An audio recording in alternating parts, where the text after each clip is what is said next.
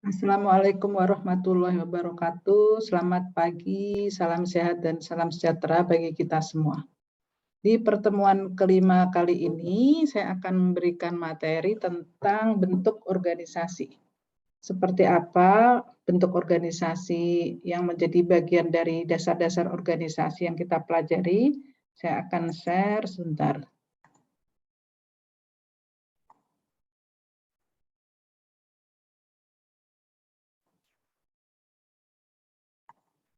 Mudah-mudahan sudah terlihat. Ini bentuk organisasi, ya. Pengertiannya adalah bentuk hubungan dan tanggung jawab yang digunakan dalam organisasi.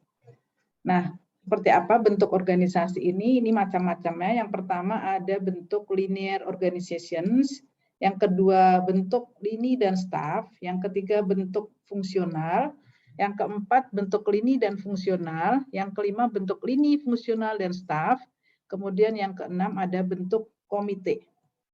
Kita bahas satu persatu. Ini organisasi lini. Organisasi lini ini menghubungkan atasan dengan bawahan secara langsung dalam model vertikal. Ciri-ciri organisasi lini biasanya hubungan atasan bawahannya itu langsung satu garis kewenang.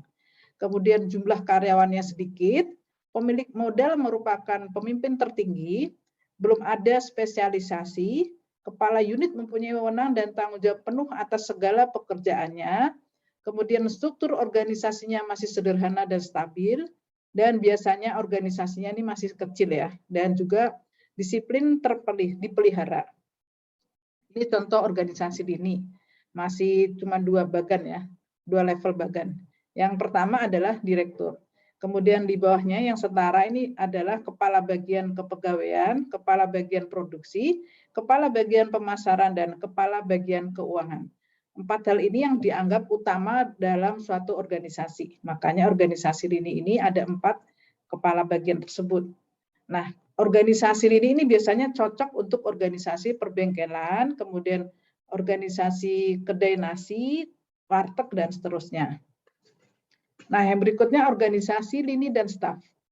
Organisasi lini dan staf ini merupakan gabungan dari organisasi lini, namun sudah memiliki asas komando. Contoh organisasi lini dan staf ini seperti ini. Jadi ada 3 level ya, 4 malah di sini justru. Level pertama pimpinan, level kedua ada akuntan publik, ada staf dan penasehat hukum. Kemudian di level berikutnya itu ada bagian pemasaran, bagian keuangan, bagian SDM, bagian produksi. Nah, kemudian di masing-masing bagian itu ada kepala seksi, ada yang biasanya misalnya dua kepala seksi, misalnya seksi apa, seksi A dan seksi B, misalnya seperti itu ya. Nah, kemudian kotak yang atas orange itu staf itu bagian dari staf pimpinan ya, bukan staf di bawah kepala seksi, tidak. Nah, nanti masing-masing kepala seksi itu ada stafnya masing-masing sesuai dengan bidangnya.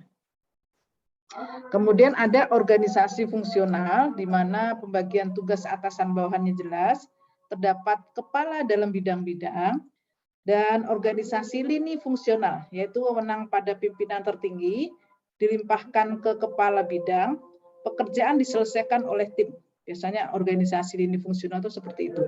Nah, bagaimana organisasi lini fungsional dan staf? Ini biasanya organisasi yang besar dan rumit. Karyawannya memiliki 3 unsur sebagai tugas pokok, tugas bantuan, dan tugas fungsional. Nah, ini contoh organisasi fungsional. Level pertama direktur, kemudian level kedua ada kepala bagian produksi, kepala bagian keuangan, kepala bagian pemasaran, kepala bagian perencanaan. Dan di level paling bawah ada istilahnya proyek A, proyek B, proyek C. Proyek A, proyek B, proyek C ini memang langsung bertanggung jawab ke direktur, tetapi masing-masing kepala bagian itu bisa mengkoordinir. Misalnya proyek A akan melakukan suatu produksi, dia berkoordinirnya dengan kepala bagian produksi. Kemudian proyek A akan melakukan konsultasi keuangan, dia ke kabak keuangan. Demikian juga apabila dia akan melakukan pemasaran, konsultasi atau koordinasinya dengan kabak pemasaran, dan diawali dengan perencanaan proyek itu melakukan koordinasi dan komunikasi dengan kabak perencanaan. Demikian juga proyek B dan proyek C. Nah, ciri-ciri organisasi fungsional biasanya pembidangan tugasnya jelas dan beda. Bawahan menerima tugas dari beberapa atasan. Tadi saya contohkan, proyek A itu menerima tugas dari Kabak Produksi, Kabak Keuangan, Kabak Pemasaran, dan Kabak Perencanaan. Demikian juga proyek B dan proyek C. Karena 4 kepala bagian itu adalah bagian utama dari pengerjaan suatu proyek. Misalnya seperti itu. Dan pekerjaan di dalam organisasi fungsional ini biasanya bersifat teknis, target-targetnya tidak jelas, kemudian pengawasannya itu ketat, penempatan jabatan juga spesialisasi. Artinya, seseorang direkrut di organisasi ini, dari dia awal direkrut sampai dia nanti pensiun, itu dia menduduki suatu proyek yang di situ terus. Misalnya di bagian produksi, dia akan selalu di bagian produksi terus sampai dia pensiun. Itu namanya spesialisasi. Kemudian ini organisasi lini fungsional. Ciri-cirinya yaitu tidak nampak perbedaan antar tugas pokok dan tugas bantuan, terdapat spesialisasi bidang, tidak ditonjolkan perbedaan tingkatan dalam pembagian kerja, terdapat rasa solidaritas tinggi, pekerjaan yang tidak rutin atau teknis tidak dikerjakan. Nah, contohnya seperti ini ya, yang level atas nih sekolah. Kemudian level kedua di dalam sekolah itu ada kepala bagian administrasi dan keuangan dan bagian administrasi dan akademik ya. Di mana kepala bagian administrasi dan keuangan itu membawahi manajemen, akuntansi dan studi pembangunan, misalnya seperti itu ya. Atau prodi ya, di bawah. Kalau itu perguruan tinggi namanya program studi. Kalau sekolah berarti dia jurusan ya, mungkin manajemen, kemudian jurusan akuntansi, ada jurusan studi pembangunan. Demikian juga bagian akademik, administrasi akademik juga dia mengkoordinir, di bawahnya itu ada manajemen, akuntansi dan studi pembangunan. Nah, kalau itu di perguruan tinggi berarti satu program studi manajemen itu isinya dosen. Tapi kalau itu dalam suatu sekolah, di jurusan manajemen ini isinya guru ya. Demikian juga kalau akuntansi dan studi pembangunan. Kalau ini program studi di perguruan tinggi berarti isinya dosen. Demikian juga studi pembangunan juga para dosen yang ada di dalam organisasi lini fungsional tersebut. Nah, berikutnya ada organisasi komite. Di sini memiliki tugas kepemimpinan yang dilaksanakan bersamaan atau kolektif. Organisasi komite ini terdiri dari eksekutif komite yang para anggotanya mempunyai wewenang lini, kemudian ada staf komite. Staf komite ini para anggotanya mempunyai wewenang staf. Ini bentuk dari organisasi komite. Ini contohnya seperti ini ya. Ciri-ciri organisasi komite, terdapat dewan di mana anggotanya bertindak bersama dan kolektif. Asas musyawarah sangat ditonjolkan. Adanya hak wewenang tanggung jawab sama dari masing-masing anggota dewan. Kemudian digunakan organisasi yang cenderung besar. Struktur organisasi cukup rumit dan tidak sederhana. Misalnya untuk perbankan, asuransi, dan niaga. Ini contoh organisasi komite NIA. Yang level 1 direktur. Direktur ini dia mempunyai anggota komite budget misalnya. Yang sebelah kiri. Nah, yang sebelah kanan anggota komite urusan konsumen, misalnya seperti itu. Ada bagian produksi, bagian keuangan, bagian pemasaran, dan bagian personalia. Nah, di bawah direktur itu ada manajer personalia, ada manajer produksi, manajer keuangan, dan manajer pemasaran.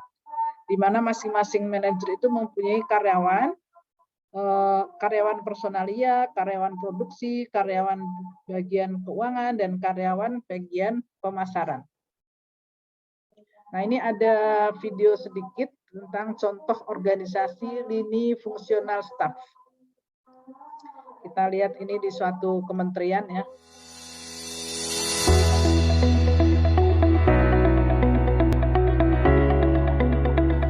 Indonesia merupakan negara ekonomi terbesar ke-10 di dunia. Dengan kawasan industri yang tersebar di 15 provinsi, sebanyak 118 perusahaan kawasan industri dengan total lahan 51,861 hektar.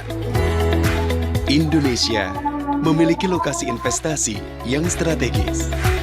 Indonesia mengembangkan kegiatan industri melalui pendekatan wilayah, meliputi kawasan peruntukan industri, sentra industri kecil dan menengah, kawasan industri.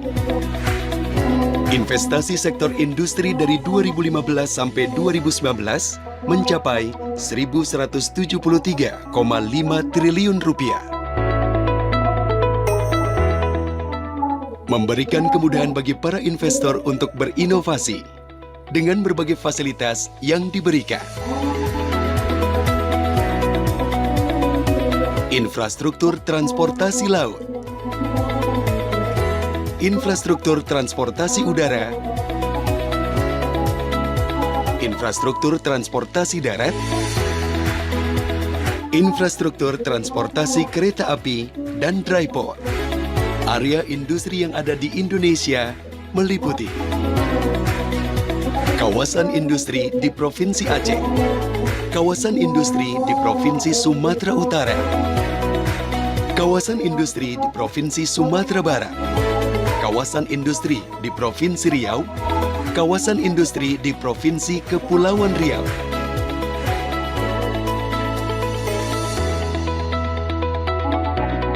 Kawasan industri di Provinsi Banten, kawasan industri di Provinsi Jakarta, kawasan industri di Provinsi Jawa Barat, kawasan industri di Provinsi Jawa Tengah dan Daerah Istimewa Yogyakarta, kawasan industri di Provinsi Jawa Timur, kawasan industri di Provinsi Kalimantan Selatan, kawasan industri di Provinsi Kalimantan Timur, kawasan industri di Provinsi Sulawesi Tengah, kawasan industri di Provinsi Sulawesi Selatan. Kawasan industri di Indonesia sudah dilengkapi infrastruktur yang handal untuk industri, berupa Smart Infrastructure, infrastruktur transportasi energi dan keamanan melalui penggunaan Cyber Physical System,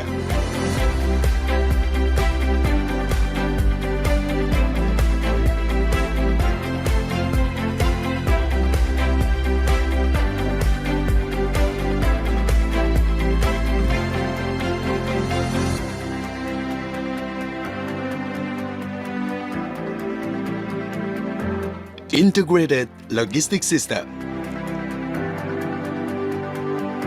efisiensi biaya melalui integrasi infrastruktur transportasi, akses tol menuju pelabuhan atau ketersediaan dry port, Smart Warehouse.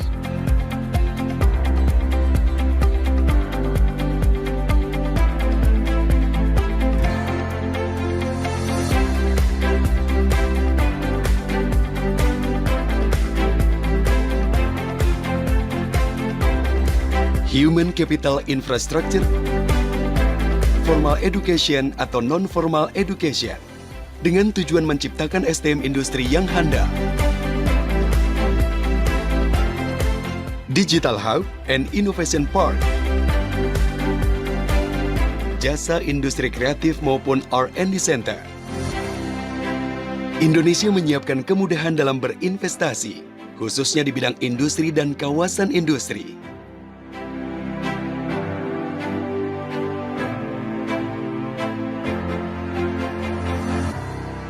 Tersedia berbagai macam kemudahan fiskal dan non-fiskal, seperti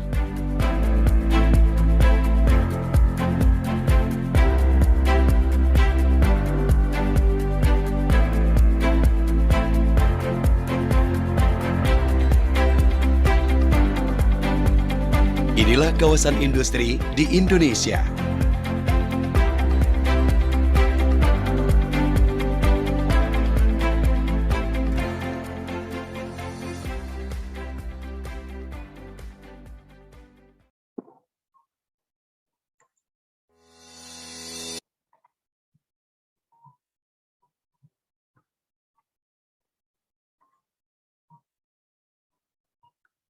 Demikian paparan materi dari saya.